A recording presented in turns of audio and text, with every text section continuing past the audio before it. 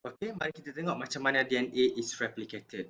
But before kita start, awak kena faham bahawa untuk replicate DNA ada certain perkara yang penting yang kena tahulah. Okay, yang pertama adalah in order untuk replicate DNA, you tahu DNA ini dia panjang tau. You tengok ni, kromosom ni actually bila you tarik lembaran benang itu adalah DNA. DNA itu terlah sangat panjang. But then you kena faham in order to replicate DNA itu perlu dibuka like a zipper. Okay, kita perlu buka the double strand itu barulah kita boleh replicate DNA semi-conservatively. Maksudnya sekarang in eukaryote DNA, they are so long that it is impossible to open DNA from an end. Maksudnya sangat-sangat mustahil you nak buka DNA ni daripada hujung ke hujung. Macam kita punya zip. Kalau kita nak zip baju, it's so easy because the distance is not so far. Alright, daripada hujung ke hujung is not so far. But the problem is DNA ni bermeter-meter panjangnya. And it's very very hard untuk buka daripada hujung ke hujung. But then again, lagi-lagi kalau the one that kita nak, apa yang kita nak buat tu adalah kita nak replicate DNA kita nak replicate DNA daripada tengah. Okay, jadi dia susah nak buka daripada hujung ke hujung. Means that we can actually unwound the DNA from the center. From any point of the DNA, kita akan buka, okay, let's say point ini, kita buka, let's say point ini, kita buka banyak-banyak and then kita akan replicate pada satu masa yang sama. Means that we can actually replicate DNA in the center or anywhere in the DNA. Dan kita akan buka DNA itu pada satu masa yang sama. Kita tak buka daripada hujung ni, buka satu-satu, tidak. Kita akan buka semua pada banyak-banyak tempat pada satu masa yang sama. Dekat tengah.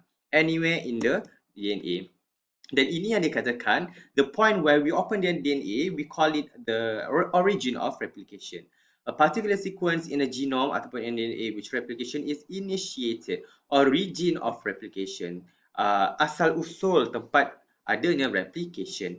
Okay, untuk eukaryote disebabkan we have a very very long DNA, we have so many origin of replications. Okay, tetapi untuk prokaryote hanya ada satu saja origin of replication, hanya ada satu saja point di mana DNA akan dibuka. After that dia akan dikopi lah, akan adanya replication. You boleh nampak yang warna merah itu adalah strand, the new strand, yang warna kelabu itu adalah parental strand. So dia akan start daripada sini and then dia akan buka and then dia akan start the replication. Okay, and replication occur in the both direction. Nanti kita akan tengok macam mana. Okay, let's see how DNA is replicated. Again, untuk DNA replication mechanisms akan ada 3 fasa: initiation, elongation dan juga termination. Dan one of the thing adalah if let's say kita tengok DNA, let's say kita ambil this DNA, kita fokus pada tengah-tengah ini, kita start lah, let's say this one adalah origin of replication. We focus here, macam mana nak buka DNA, kita kena buka DNA daripada tengah. Akan ada enzim yang dipanggil DNA helicases. Helicases. Kenapa helicases? Helicase tu helix, cases ada earth tu maksudnya dia potong helicase, potong helix structure, itu maksud dia. Helix structure potong helix structure. DNA helicases dia akan datang, dia akan masuk dekat celah-celah ni, it will come and then dia akan, apa yang dia buat, dia akan break the hydrogen bonds between the bases. Bila dia break hydrogen bond between the bases, automatic dia akan unwind the DNA. Dia akan open the DNA that dia akan form this what we call replication bubble. Okay, dia akan form this structure yang dipanggil bubble lah. Okay, macam mana dia buka? Dia akan unwind the DNA by breaking the hydrogen bond between the bases. Dia akan form this replication bubble. So barulah terbuka. Dia macam zip. Tetapi awak kena faham dia akan buka kiri dan kanan. Tetapi nanti kita akan fokus di belah kiri ini sahaja. Dia akan buka kiri dan kanan. Alright, the break the hydrogen bond, terbukalah the parental strand. Tetapi bila dia terbuka, awak kena faham bahawa actually DNA ni dia punya structure is strong. The phosphate backbone itu sangat strong that dia boleh bercantum balik. Okay, the bases tu boleh bercantum balik. Plus the hydrogen bond itu pun sangat-sangat kuat. Okay, disebabkan itulah kita kena maintain structure ini. We should be maintaining the replication bubble. Pada ketika ini akan ada another enzyme yang dipanggil single strand binding protein. Dia akan datang, dia akan cangkuk the strand. Dia akan cangkuk macam ni and then dia akan maintain the replication bubble. So dia akan prevent the rewinding of replication bubble ataupun dia akan stabilizes the unwound DNA. Dengan cara apa? Dia akan prevent rewinding. So dia akan cangkuk macam ini. Helicases tadi bolehlah akan terus break the hydrogen bond kiri dan kanan between the bases. Alright, dia akan maintain this replication bubble. Senang saja. Tak susah pun. Actually kita nak zip, lepas tu kita maintain the structure bar, and then helicases akan potonglah the hydrogen bonds. So dia akan bergerak kiri, bergerak ke kanan. So macam mana boleh macam, how can this process is allowed? Because adanya SSBP, single strand binding protein, dia akan stabilizes the unwound DNA dengan cara apa? Prevent the rewinding of the replication bubble. Kemudian apa yang berlaku ialah, if let's say kita fokus sebelah kiri ini saja, kalau kita fokus kepada satu bahagian, you akan nampak bentuk dia macam ni. It shapes like this. Okay, kalau belah kiri ini bentuk dia macam ni. Kalau belah kanan bentuknya macam ini. Ini kita panggil replication fork. Garpu replication. Sebab bentuk dia macam garpu. Kalau kita fokus saja satu bahagian. Okay, let's say we focus on this replication fork belah kiri. Apa berlaku ialah bila helicase ini dia break the unwound DNA, apa yang berlaku ialah akan adanya supercoil. Okey, dia akan ada satunya what we call supercoil, adanya strain, adanya tekanan dekat this region upstream of the helicases, that apa yang berlaku ialah dia sangat-sangat berbahaya. Okey, ibaratnya nanti kalau awak boleh buat sendiri, cuba awak ambil tali kasut, awak dua tali kasut, awak macam pusingkan diorang. Lepas tu awak pegang hujung yang satu tu, kemudian hujung yang lagi satu tu awak cuba buka dia punya tali kasut. Sebiji macam itu dia DNA. Macam saya lepas saya buat model, saya ajar ni dalam kelas guna tali kasut tu. Tapi sebab kita di rumah, awak kena buat sendiri. Okey, awak gulung tali kasut, awak macam pintalkan diorang. Okey, you pintalkan diorang macam ni. Then awak let's say awak selotip lah hujung ni. Dan dekat yang hujung ni, cuba awak buka. You buka like this. Okay, bila you buka, ini adalah ibaratnya helicases, awak akan perasan dekat sini memang akan ada supercoil. Jadi, dia berbahaya. Sebab kalau dia supercoil, dia tidak di-release, dia tidak diselesaikan, dia tidak di-release the strain, apa berlaku? DNA boleh terputus. Bila DNA terputus, memang rosak DNA. Jadi, macam mana perlu? Kita kena buka DNA, tetapi kita tak nak dia putus. Jadi, akan ada satu enzim yang dipanggil topoisomerase. Okey, dia akan release the strain. Dia akan hilangkan tekanan ini dengan cara apa?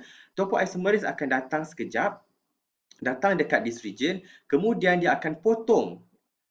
Dia akan create potongan sementara. Dia akan potong dia DNA. Kemudian apa berlaku ialah dia akan pusingkan balik. Kalau let's say lah, this DNA ni dia berpusing belah kanan ke hadapan, means dia tekanan itu berpusing belah ke hadapan. Jadi topoisomerase dia akan pusing opposite dia. Sebab kita nak relaxkan balik dia punya strain. So dia akan let's say this one yang ke depan, dia akan pusing ke belakang. Release the strain, dia akan potong and then dia akan pusing balik. After that, dia akan rejoin kembali. Barulah this DNA akan hilang tekanan, dia akan release the supercoil. Okay, dia akan release the strain dengan cara creating temporary cuts. Penting perkataan ni. Temporary cuts, swiveling, dia akan pusing, and rejoining the DNA strand. Barulah dia akan release the supercoil. And then pada masa yang sama kita boleh nampak helicase akan terus break the hydrogen bond, unwind the DNA parental strand. SSBP akan sentiasa pegang the single strand of the parental strand untuk maintain the replication fork structure. Topoisomerase dia akan relieve the supercoil by creating cuts, swiveling and rejoin DNA strand to relieve the strain. Okey, itu adalah topoisomerase. So kita dah cover 3 enzim. Kemudian, inilah cerita dia. Dia akan help relieve the strain by breaking, swiveling and rejoining DNA strand. Dia akan pusing lah kalau let's say supercoil itu adalah pusingan dia ke hadapan. Topoisomerase dia akan pusing ke belakang. Okey, dia akan opposite of the direction supaya DNA itu tidak putus, tidak break. Dan DNA helicases akan always break the hydrogen bond, dan ini adalah single strand binding protein yang akan maintain the replication fork structure. Okey. Bila dia dah buka macam ini, you kena tahu semi-conservative way, this parental strand dia akan act as a template. Manakala as a template for the new strands. Masalahnya sekarang, enzim yang akan add the DNA nucleotide kita panggil DNA polymerase. Nanti kita akan tengok. Tetapi DNA polymerase ini dia lemah sikit. Dia tidak boleh terus add the DNA nucleotide. Dia kena ada tempat dia berpijak dulu. Baru dia boleh add the nucleotide.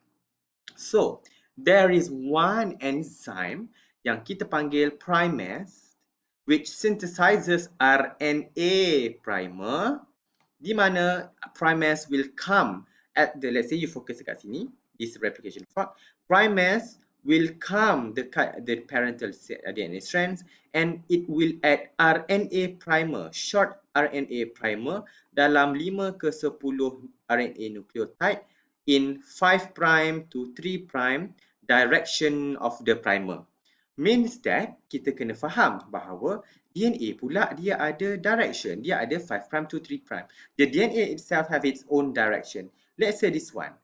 This one adalah in 3' to 5' direction. The one yang bawah ini direction dia adalah 3' to 5'. 3' to 5'. Manakala DNA yang atas yang dekat sini dia punya direction adalah 5' to 3'. Okay, primase pula dia akan add RNA primer in 5' to 3' of the primer. Maksudnya sekarang DNA akan primase dia akan datang dekat 3' end of the DNA and then dia akan add primer opposite lah, in the opposite direction. In this case you boleh nampak kalau DNA strand itu adalah 5' to 3', the primase tadi dia akan terbalik. Dia adalah 5' to 3' yang dekat bawah. Okey, dia ini adalah these rules kita panggil complementary base pairing rule. Okey, CBPR. Complementary base pairing rule. So kalau the direction of DNA is 5' to 3', means that opposite the 5' to 3' primase akan di add like this. Okay, you boleh nampak. Okay, primase will be synthesize RNA primer, short RNA chains 5 to 10 RNA nucleotide using parental DNA as a template in 5' to 3' direction of primer. Dan nama pun primer, dia adalah starter to synthesize DNA strands. Okay, macam lah kalau if you do makeup, you know, for you to put your foundation on, you need to prime your face first. So you pakai the apa ni, toner, and then you pakai the serum, and then you put on your moisturizer. After that you put your SPF, means that you have prime your face. Barulah you put on your makeup. You can put your makeup on like foundation and semua lah. Sama juga macam DNA synthesis, dia kena ada primer, kena ada starter. Tetapi primer itu bukan DNA nucleotide, dia adalah RNA nucleotide. Ingat, RNA nucleotide ada perbezaan. First adalah in term of sugar dia adalah ribose sugar. And in term of bases, dia tidak ada thymine tetapi dia ada uracil. So dia akan ada primer. Kalau awak tengok dekat belah kiri ini, okay, you boleh nampak bahawa the strand yang atas ni direction adalah 5' to 3'. Maksudnya sekarang primer itu di bawah tu akan diletak menghadap ke belah kiri. Okay, dia akan menghadap ke belah kiri towards replication fork. Okay, ini adalah towards replication forks. Manakala untuk yang another strand yang belah kanan, kalau you tengok DNA strand tu dia adalah 3' to 5'. Maksudnya sekarang primer tadi dia akan letak opposite-nya lah, 5' to 3' ke arah kanan. Kalau in term of the direction of the replication fork, macam mana kita nak panggil replication fork punya direction? Kita tengok the direction of helicase. Helicase ini dia bergerak ke kiri. Maksudnya inilah direction of replication fork. Means that the primase for the first strand yang atas ni, dia akan add primer towards the replication fork. Manakala primase yang the second one dekat strand yang bawah ini, dia akan add primer away from replication fork. Jadi kita akan go into more detail. Okay? Dan apakah kepentingannya. But konsep dia, for you to initiate DNA synthesis, we need primer, RNA primer, that is added by enzyme yang kita panggil primase in 5' to 3' direction.